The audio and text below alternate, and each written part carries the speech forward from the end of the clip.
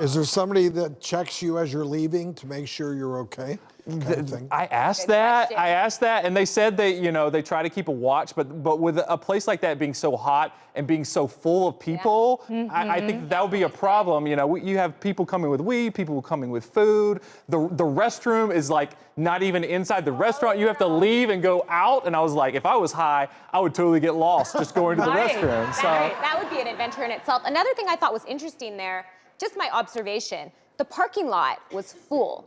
And they had, I think, a valet attendant there. So I was like, okay, we're not supposed to smoke weed and get behind a car. And I don't know if everybody was Ubering there because the parking lot was pretty packed. I think this is probably a trend that is going to become even more trendy, especially in the states where recreational marijuana is legal.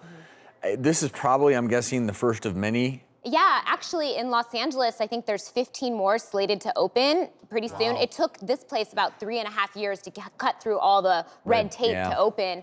But it's definitely a trend that we're gonna be seeing more of. Would you go back, you two?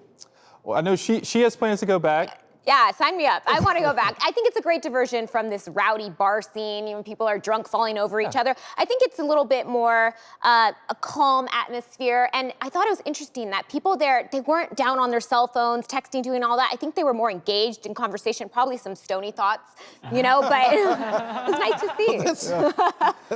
And I would definitely go back. I wouldn't take my mom there, I'll say that, because she's not experienced. She doesn't like smoke of any kind, but if you have someone and you want to show them, like, this is the first of a kind in the country, it's kind of like a gimmick. You have those gimmick restaurants where everything's overpriced.